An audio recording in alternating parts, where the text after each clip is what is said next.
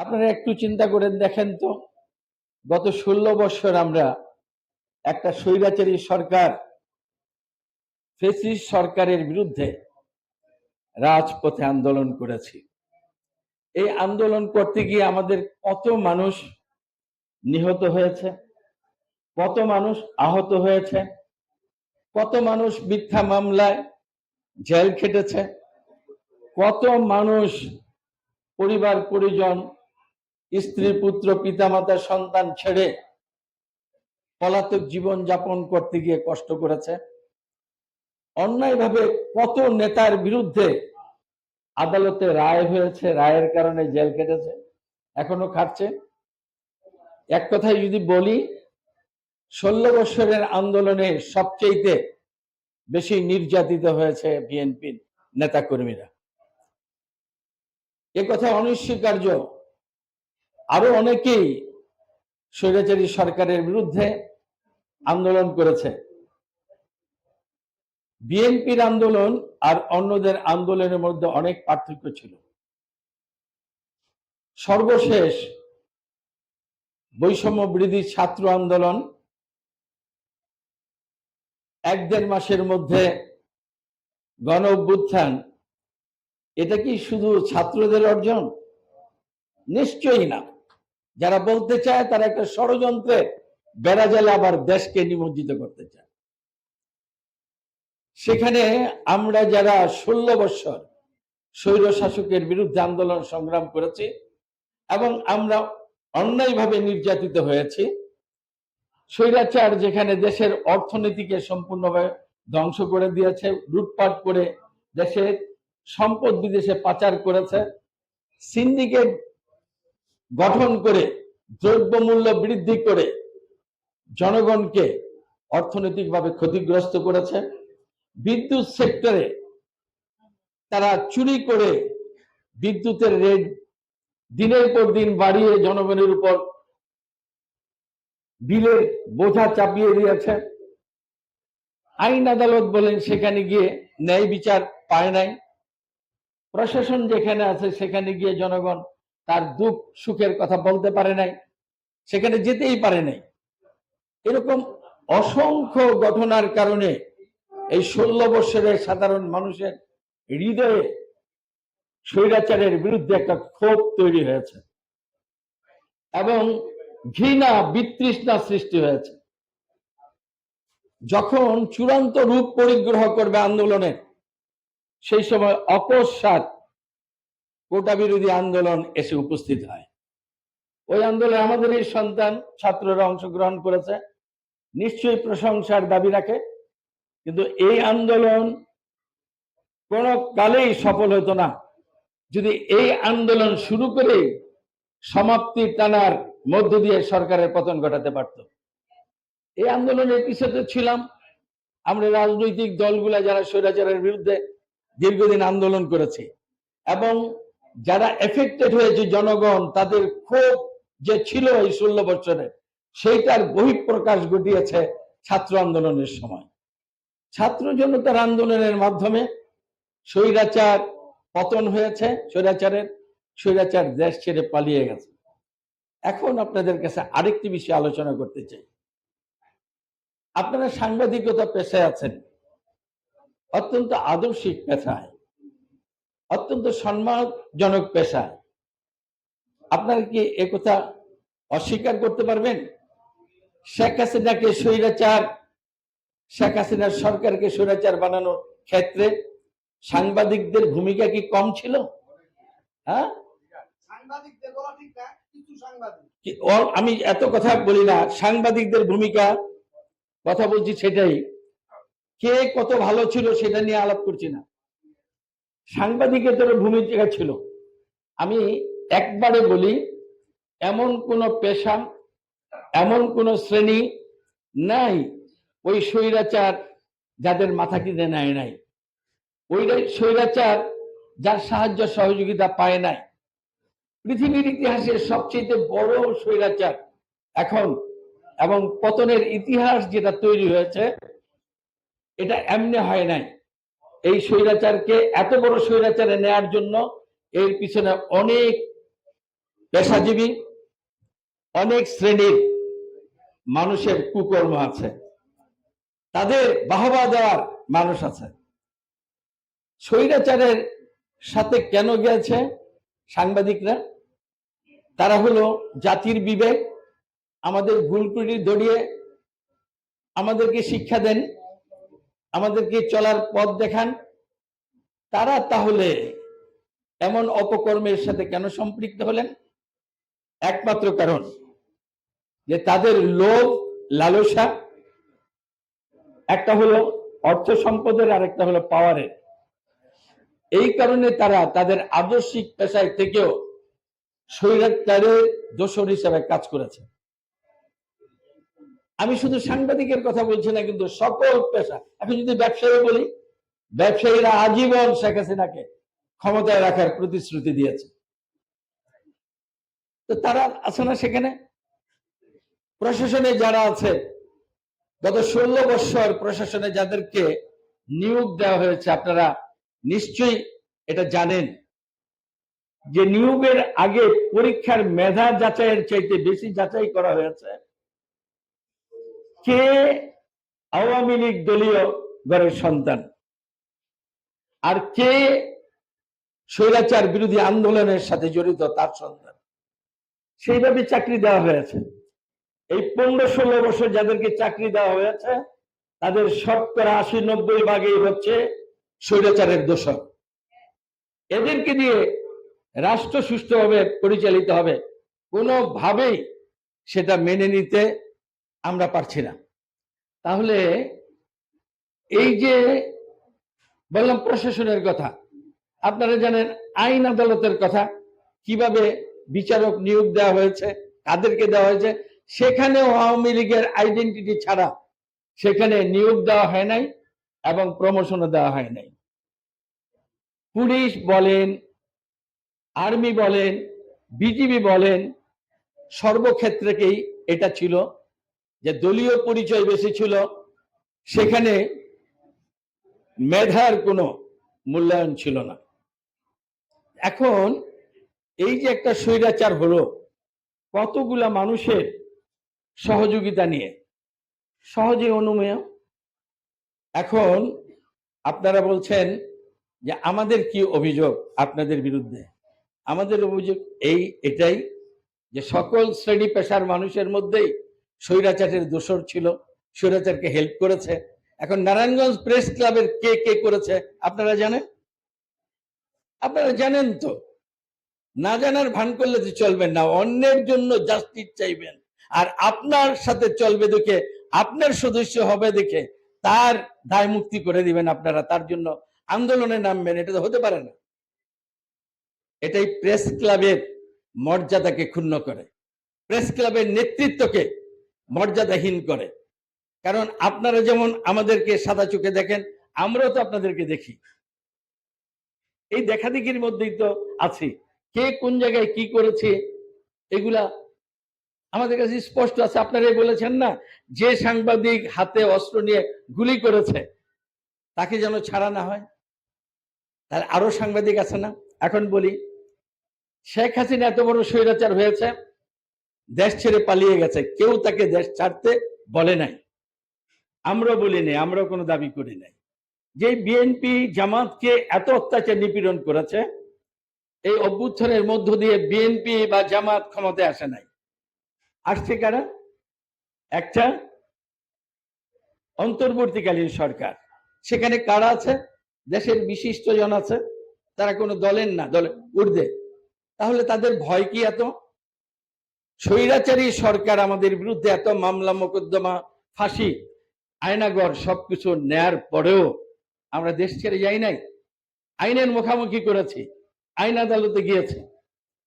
তো তারা আইন আদালত এখন বিএনপির হাতে না, তা কি ভয়ে তারা চলে গেল? তারা কি ভাবছে যে বিএনপি পাওয়ারে, এখন বিএনপি প্রতিশোধ নিবে, এই জন্য পালিয়ে যায়? আমরা তো পাওয়ারে না। তাহলে এত জঘন্য অপরাধ তারা করেছে, এত বেশি অন্যায় করেছে, তারা নিজেই বুঝতে পেরেছে যে আমাদের থাকা চলবে না, আমরা না পালালে আমাদের কোনো উপায় নাই, স্বেচ্ছায় চলে গেছে সেই সুযোগ। স্বৈরাচার। এখন হলো আপনাদের বিবেকের কাছে আমার একটা প্রশ্ন, যখন বিপ্লব হয় কোনো দেশে আপনারা ইতিহাস জানেন, অভ্যুত্থান হয় কোনো দেশে আপনারা জানেন, বেশ সময় সেখানে সরকার প্রতিষ্ঠিত হয়ে স্বাভাবিক অবস্থা ফিরিয়ে আনতে পারেন। লুটতরাজ হয়, ছিনতাই রাহাজানি হয়, যে যেখানে শত্রু তাকে ঘায়েল করার জন্য চেষ্টা করে, বিশৃঙ্খল একটা পরিবেশ পরিস্থিতির সৃষ্টি হয়। তার বাইরে তো আমরা না, তার বাইরে আমরা না। এরপরে টুকু বলি, 16 বছর স্বৈরাচারী সরকার কি করেছে?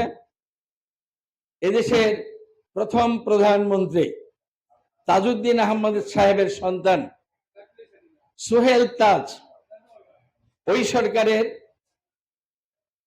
স্বরাষ্ট্র প্রতিমন্ত্রী ছিল। সে এখন কি বলছে? শেখ হাসিনা আওয়ামী লীগের নেত্রী কি বলছে তার সামনে যাওয়ার পরে? যে তোমরা সব টাকা কামাও, যত বেশি টাকা কামাইতে পারো কামাও। দেখছেন না আপনারা কেমন লিডারশিপ ছিল বলেন তো? সেটা নেতা কর্মীদেরকে বলছে যত পারো তত টাকা পয়সা কামাই করো। তো নেতা কর্মীরা লুটপাট করেছে, সমস্ত দেশের ব্যাংক খালি করে দিয়েছে, জনগণের পকেট খালি করে দিয়েছে, সবাইকে নিঃশেষ করে সমস্ত টাকা বিদেশে পাচার করেছে, কিংবা তারা এখনো লুকিয়ে রেখেছে, যেগুলা বাড়িঘর ঘেরাও করলে এখন বস্তা বস্তা টাকা পাওয়া যায়।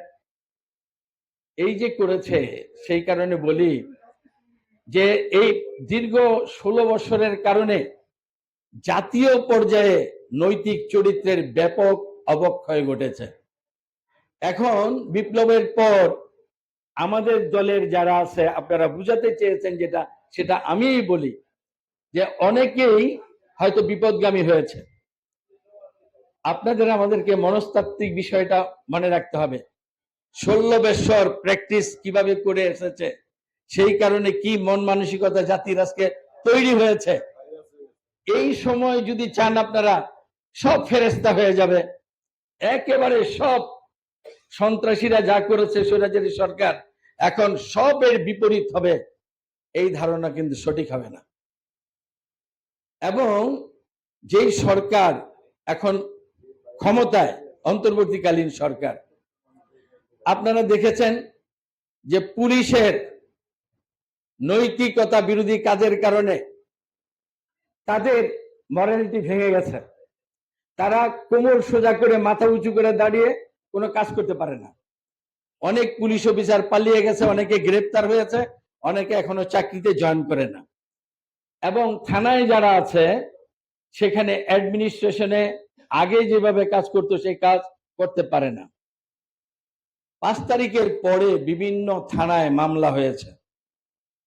আপনারা বলেন তো এই মামলাগুলি কে করেছে আর কে নিয়েছে? সেখানে আপনারা যদি ভাবেন যে যত মামলা হয়েছে সব বিএনপির নেতারা জানে, এই ধারণা আপনাদের ভুল। এই ধারণা ভুল। আপনারা গিয়ে পুলিশ প্রশাসনের সাথে কথা বলে যদি জিজ্ঞেস করেন এই কেসের বাদীকে, সেটাও বলতে পারবে না।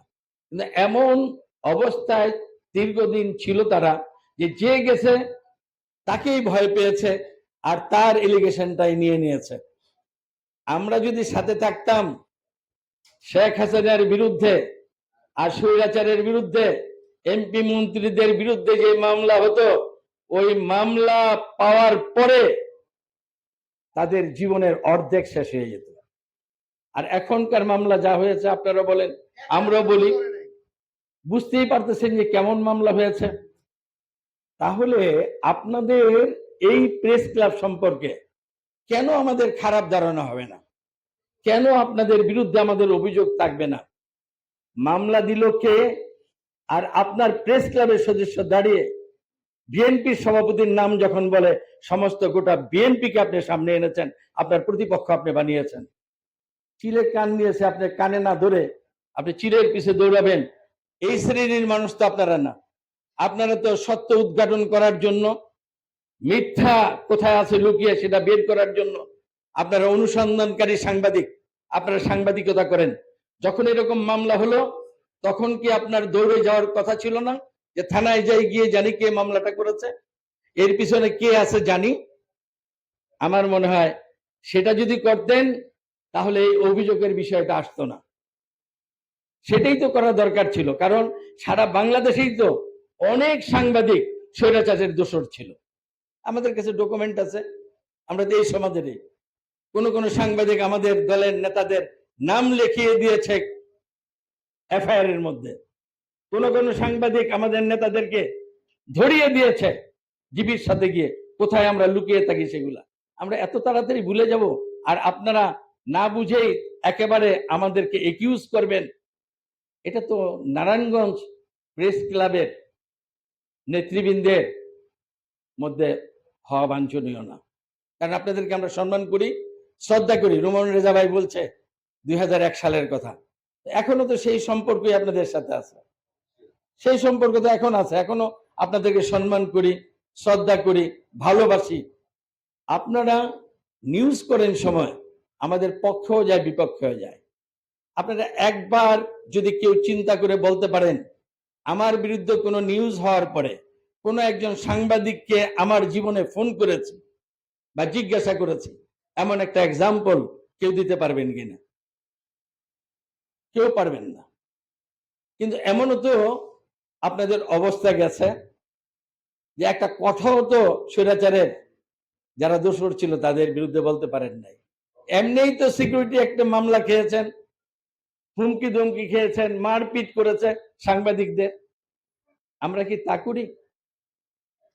তাদের সাথে আমাদের পার্থক্য যে কি এটা একবার বিবেচনা করে দেখেন। আপনারা একবার বিবেচনা করেন। আর আমাদের দলে এটা বলবো না সব আমরা ভালো মানুষ।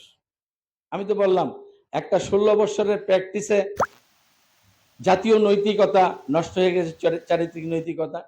আরেকটা হলো এত বড় অর্গানাইজেশন, খারাপ ভালো মানুষ তো আছে।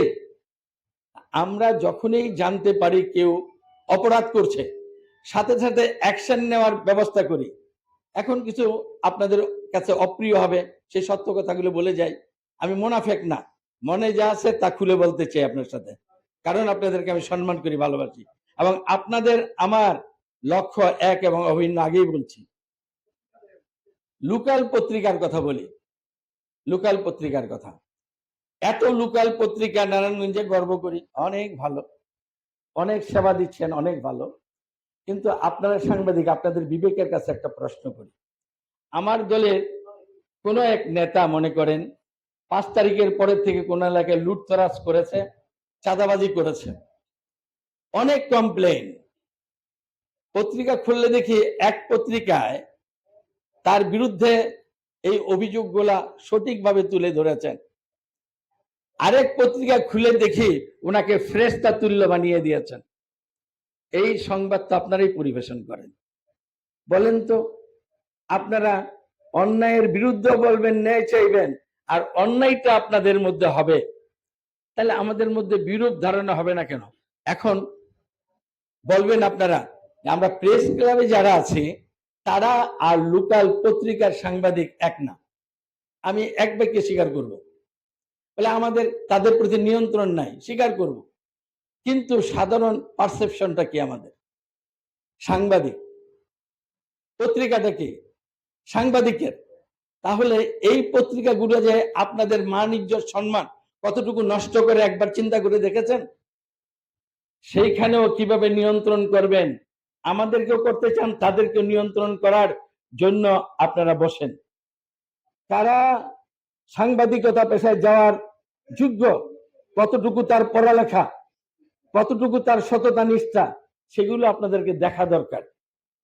আবার যদি ভিন্নভাবে বলি, সাংবাদিকতা একটা আদর্শিক পেশা। আবার যদি বলি সাংবাদিকতা না, পত্রিকা যেটা প্রকাশ করায় এটা একটা ব্যবসা। একজন ব্যবসায়ী ভেজাল মাল বিক্রি করেও লাভ করতে চায়, আবার ভালো মাল বিক্রি করেও লাভ করতে চায়। এখন ব্যবসা যখন হবে সেখানে তো ভেজাল থাকতেই পারে।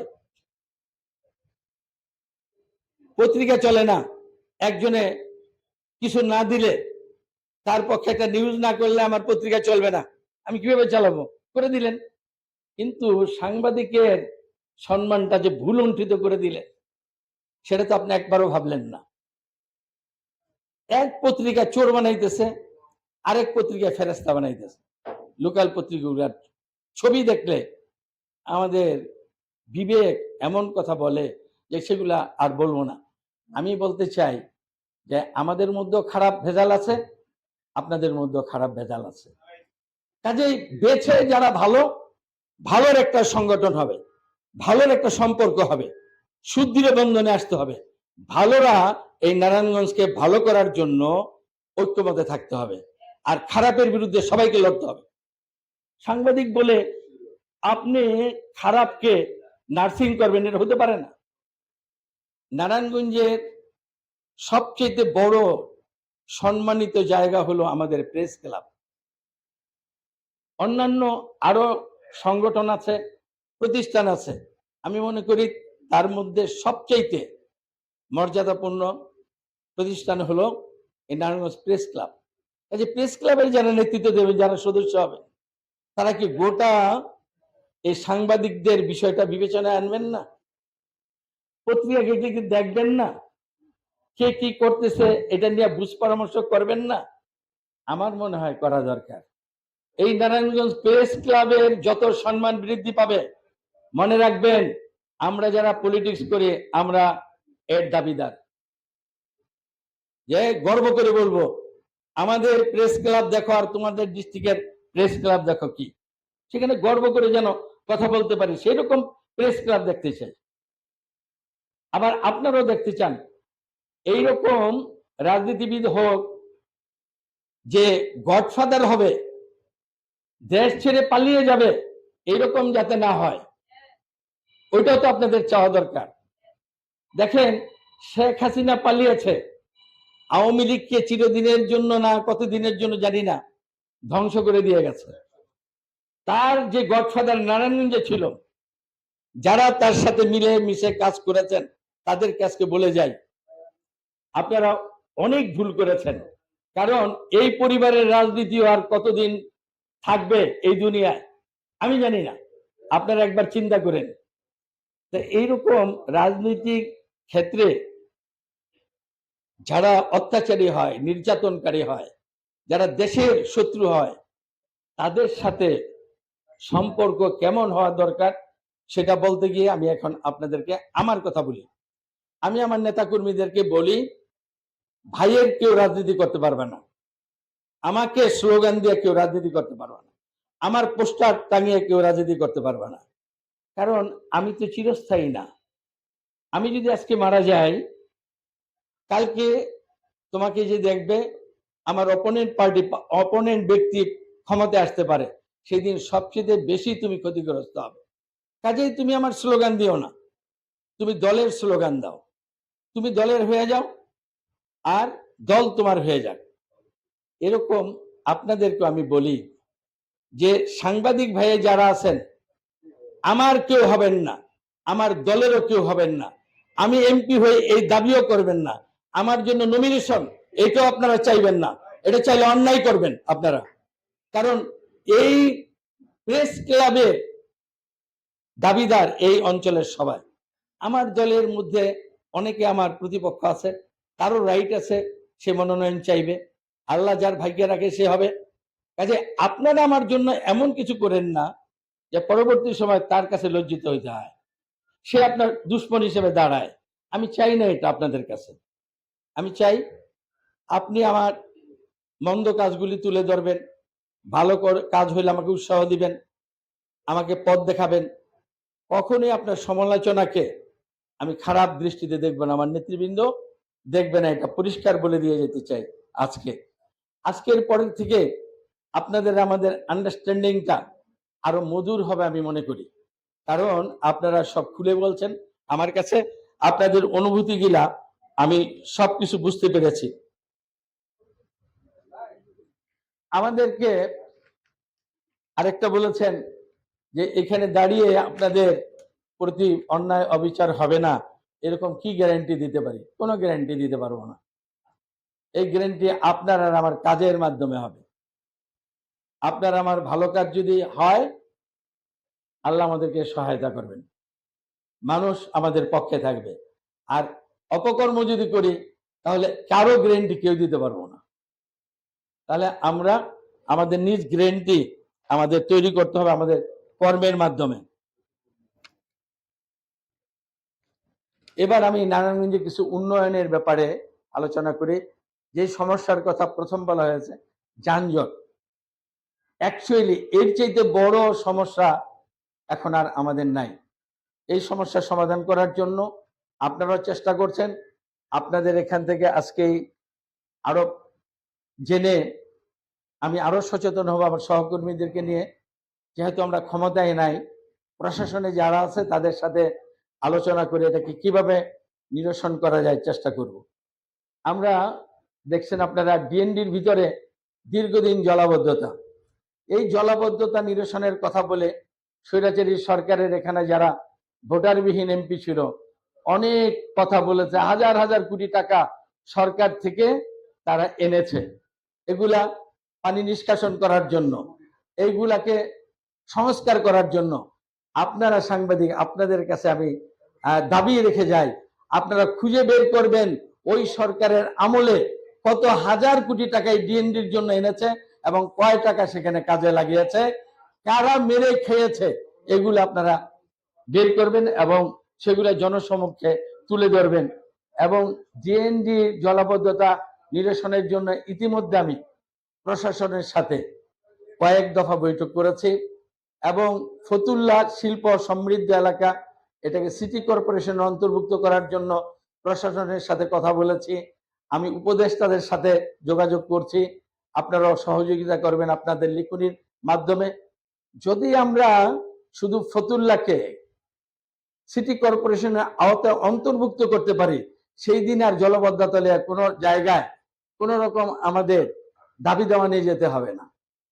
একের ভিতরে অনেক, ড্রেন হবে, কালভার্ট হবে, ব্রিজ হবে, রাস্তা হবে, আলোকসজ্জা হবে, সমস্ত কিছু সমাধান হবে। যেমনটা আপনারা দেখছেন এখন বন্দর সিদ্ধিরগঞ্জ এবং নারায়ণগঞ্জকে, এরকম ফতুল্লাকেও সেখানে আমরা উন্নীত করতে চাই।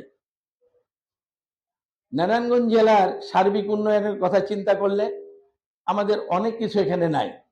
মেডিকেল কলেজ হাসপাতাল নাই, আমাদের এখানে ভালো একটা বিশ্ববিদ্যালয় নাই, আমাদের এখানে মানসম্মত স্কুল কলেজ মাদ্রাসা নাই। এগুলো আপনাদের সাথে আলোচনা করে আমাদেরকে আগামী দিন এখানে প্রতিষ্ঠিত করতে হবে যদি আমরা রিয়েলি নারায়ণগঞ্জকে একটা উন্নত নারায়ণগঞ্জ করতে চাই। আগামী প্রজন্মের জন্য যদি আমরা ভালো একটা নারায়ণগঞ্জ উপহার দিতে চাই, এগুলার ব্যাপারেও আপনারা আমাদেরকে সচেতন করবেন, লিখবেন, আমাদের ভুলগুলা ধরিয়ে দিবেন এবং আমরা যেন গতিশীল হয়ে এগুলা করার জন্য সেগুলা অনুপ্রাণিত করবেন। এখন আমি অন্তর্বর্তীকালীন সরকার নিয়ে কয়েকটি কথা বলতে চাই। এই যে অন্তর্বর্তীকালীন সরকার আছে, এই সরকারে একেবারে বিধ্বস্ত অর্থনীতি, বিধ্বস্ত প্রশাসন, বিধ্বস্ত বিচার ব্যবস্থা, এরকম রাষ্ট্রীয় যে প্রতিষ্ঠানগুলি রাষ্ট্রকে পরিচালনা করে সেগুলো একেবারে বিধ্বস্ত প্রায়। আমরা সেখানে আমাদের নেতা, আমাদের ভারপ্রাপ্ত চেয়ারম্যান জনাব তারেক রহমান জাতির উদ্দেশ্যে ভাষণ দিয়ে এবং আমাদের সাথে বক্তব্য রেখে তিনি ভবিষ্যৎ পরিকল্পনার কথা জাতিকে অবহিত করেছেন এবং তিনি বলেছেন 5 তারিখে যে বিজয় হয়েছে এটা চূড়ান্ত বিজয় নয়, কারণ আমরা 16 বছর আন্দোলন করেছি গণতান্ত্রিক রাষ্ট্রীয় ব্যবস্থা প্রতিষ্ঠা করার জন্য। জনগণের ভোট, মানুষের ভোট, যার ভোট সে যেন প্রয়োগ করে তার নেতা নির্বাচিত করতে পারে, সেজন্য এই যে অন্তর্বর্তীকালীন সরকার এসেছে, সেই সরকার তো ভোটে নির্বাচিত না, কিন্তু আমাদের সকলের সমর্থন আছে।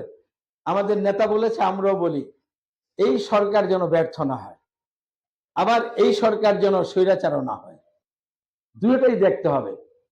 ক্ষমতার লোভে যেন আবার অনেক দিন থাকার চেষ্টা না করে, সেই জন্য আপনাদের লিখনীতেও প্রকৃত সত্যটা আনতে হবে। এই আন্দোলন সংগ্রামের পিছনে তাদের ভূমিকা কতটুকু ছিল। এবং আজকে সংস্কারের কথা বলে আমরা জাতির সবাই স্বাগত জানাই। সংস্কার অনন্তকালের জন্য সময় দিতে পারবো না, তারপরে হলো কি, এই সংস্কার করলে আবার তো জনপ্রতিনিধি লাগবে, পার্লামেন্টে গিয়ে এগুলা পাশ করাইতে হবে, তাহলে তো আইন হবে। কাজেই জনগণের ভোটাধিকার দেওয়ার কোনো বিকল্প নাই। কিন্তু স্বৈরাচার যারা পতন হয়েছে, যারা দেশ বিদেশ আছে, তারা ষড়যন্ত্র করবে এই অন্তর্বর্তীকালীন সরকারকে এক হলো ডিস্টার্ব করার জন্য, তাদেরকে দুর্নাম করার জন্য আরেক চেষ্টা করবে, তাদেরকে লোভ লালসা দিয়ে তারা যেন সময় ক্ষেপণ করে সেই দিকেও নেওয়ার জন্য। তা আপনারা বিবেক বয়ান আপনারা সব বুঝেন, আপনারা সেইভাবে লিখনির মাধ্যমে জনগণকে সচেতন করবেন এবং জনগণের মূল যে লক্ষ্য সেই লক্ষ্য আদায় না হওয়া পর্যন্ত আপনাদের কলমের যুদ্ধ আমরা দেখতে চাই। এটা আপনাদের কাছে আমরা আহ্বান জানাই। আপনারা আরো একটি বিষয় তুলে ধরবেন, এটা অনুরোধ করে যাই। এই যতগুলা মামলা মোকদ্দমা হয়েছে অন্তর্বর্তীকালীন সরকারের সময়, আমরা বলছি যে এই মামলাগুলো নেওয়াই ঠিক হয় নাই, এবং এখনো বলি যারা নির্দোষ তাদেরকে যেন গ্রেপ্তার না করা হয়, তাদেরকে যেন হয়রানি না করা হয়, এটা আপনারাও বলবেন এবং আপনারাও থানা পুলিশের সাথে প্রশাসনের সাথে যোগাযোগ করবেন, এটা আপনাদের কাছে আমার অনুরোধ। এই দেশে মুসলিম, হিন্দু, খ্রিস্টান, বৌদ্ধ সবাই মিলে আমরা বাংলাদেশের নাগরিক। বিভিন্নভাবে ষড়যন্ত্র হয় সংখ্যালঘু বলে হিন্দুদেরকে, অন্যান্য ধর্মাবলম্বীদেরকে বিভিন্নভাবে খেপিয়ে তোলার জন্য। তাদের বিভিন্ন উপাসনালয়ে আঘাত করা হয়, যেগুলা বিএনপি জামাত বা বিরোধী দলের কোনো কাজ না, এটা একটা ষড়যন্ত্রের ফসল। এই সামনে দুর্গাপূজা, আমাদের নেতা আমাদেরকে নির্দেশ দিয়েছেন তারেক রহমান, প্রত্যেকটা পূজা মণ্ডপের জন্য আলাদা কমিটি গঠন করে আমরা যে সেখানে পাহারা বসার ব্যবস্থা করি। এত সত্ত্বেও যদি ষড়যন্ত্রকারী কোনো ষড়যন্ত্র করে, সেখানে আপনারা কিন্তু সঠিক তথ্য তুলে ধরবেন, এটা আপনাদের কাছে অনুরোধ করে যাই। আগামীকাল রামকৃষ্ণ মিশনে 3টার সময় মহানগর এবং বিএনপির নেতৃবৃন্দ, কেন্দ্রীয় নেতৃবৃন্দ আসবে। আমরা হিন্দু সম্প্রদায়ের নেতৃবৃন্দের সাথে কথা বলবো আসন্ন পূজা উপলক্ষে তাদেরকে কিভাবে আমরা সহযোগিতা করতে পারি সেই বিষয়ে। তা আপনাদেরও সহযোগিতা চেয়ে গেলাম, এটা খুবই প্রয়োজন, কারণ পার্শ্ববর্তী রাষ্ট্রের সাথে আমাদের যে একটা তিক্ত সম্পর্ক এটা সবাই আমরা জানি। সেই কারণে সন্দেহ হয় কি ষড়যন্ত্র আবার পেয়ে বসে আমাদের দেশের জন্য। এটা আমরা হিন্দু মুসলিম যারা আছি কেউ আমরা চাই না, সবার আমাদের পরিচয় আমরা বাংলাদেশের নাগরিক, বাংলাদেশে আমরা ভাই ভাই হিসেবে একত্রে আমরা বসবাস করতে চাই। আমার বক্তব্য অনেক বড় হয়ে গেল, শেষ পর্যায়ে আবার আমি আপনাদেরকে ধন্যবাদ জানাই যে আজকে আপনারা আমাদেরকে আমন্ত্রণ দিয়ে এখানে এনেছেন, আপনারা কথা বলেছেন, আমি কথা বললাম। এই কথা বলা আজকে পর্যন্ত সীমাবদ্ধ থাকুক এটা না, আমি আমার নেতৃবৃন্দের সাথে সবসময় আলোচনা করতে চাই। আরেকটা হলো, আজকে আমি সভাপতির চেয়ারে আছি, কালকে শুনতে পারেন আমি নাই, কিন্তু আপনাদের সাথে যে কথাটা বলে যাই সেটা হলো এই চেয়ারে থাকলেও আমি আপনাদের সাথে আছি, যখন থাকবো না তখন আপনাদের সাথে থাকবো। কারণ আপনারা তো নারায়ণগঞ্জের উন্নয়ন অগ্রগতির জন্য, জনগণের কল্যাণে সব সময় কাজ করতে পারবো। খালি ক্ষমতায় থাকলেই করা যাবে, ক্ষমতায় না থাকলে করা যাবে না, এটা আমি বিশ্বাস করি না। কাজে আমি চাই যে এই আপনাদের প্রেস ক্লাব যেন নারায়ণগঞ্জের সকল মানুষের অধিকারকে সংরক্ষণ করে, সকল মানুষের সুখ দুঃখ বলার জায়গা থাকে এটা, এবং এখান থেকে কিছু কিছু সামাজিক কাজ করেও আপনারা এই নারায়ণগঞ্জবাসীকে আপনাদের ক্লোজ কানেকশন আনতে পারেন। যেমন ধরেন এসএসসি পরীক্ষা হয়, এইচএসসি পরীক্ষা হয়, যারা ভালো রেজাল্ট করে, ভালো স্কুল কলেজ হয়, সেগুলাকে আপনারা রিওয়ার্ড দিলেন এখানে আনুষ্ঠানিকতার মাধ্যমে। বিভিন্ন পেশায় যারা কাজ করে, যারা খুব ভালো মেধাবী সুনাম অর্জন করে, তাদেরকে এনে আপনারা সম্বর্ধনা দিতে পারেন, আপনারা সেখানে উপহার দিতে পারেন। সেগুলো দিয়েও এই নারায়ণগঞ্জ প্রেস ক্লাবকে আপনারা এই নারায়ণগঞ্জের গণমানুষের একটা আদর্শিক কেন্দ্র হিসাবে এবং রিলেশনশিপ গঠনের একটা কেন্দ্র হিসাবে আপনারা গড়ে তুলতে পারেন। আর একটি কথা বলে শেষ করি, সেটা হলো আপনারা অবশ্যই আমাদের পক্ষে বিপক্ষে লিখবেন। তো সবাই বলে বস্তুনিষ্ঠ সংবাদ, আমি সেটা বলি না, আমি বলি যে জনগণও কিন্তু আপনাদের পরিবেশিত সংবাদ পড়ে আপনাদেরকে মাপে, আপনাদের যোগ্যতা, আপনাদের সততা, আপনাদের নিষ্ঠা কিন্তু পরিমাপ করে। এককভাবে ভাববেন না যে যেটা আপনারা বাজারে দিতেছেন ওটাই বিশ্বাস করে আর ওটা নিয়ে বাহবা দেয়, এটা ভাবার কোনো কারণ নাই। কারণ মানুষ এখন অত্যন্ত সচেতন, সবকিছু দেখে। বা আমি চাই নারায়ণগঞ্জের যারা প্রেস ক্লাবের সদস্য কিংবা সাংবাদিক, তারা বস্তুনিষ্ঠ বলেন, সত্য সংবাদ পরিবেশন করেন, করে আত্মমর্যাদা আপনারা বাড়াবেন, পেশাদারিত্ব যে অগ্রগতি এটাকে রাখবেন, যাতে করে নারায়ণগঞ্জবাসী আপনাদেরকে নিয়ে গর্ব করতে পারে। এই প্রেস ক্লাবকে নিয়ে যেন নারায়ণগঞ্জের সকল পর্যায়ের, সকল দলের, সকল শ্রেণীর মানুষ গর্ব করতে পারি, সেই রকম একটা প্রেস ক্লাব দেখতে চাই। এটা আপনাদের কাছে দাবি রেখে সবাইকে ধন্যবাদ জানিয়ে আমার বক্তব্য এখানে শেষ করছি। আল্লাহ হাফেজ।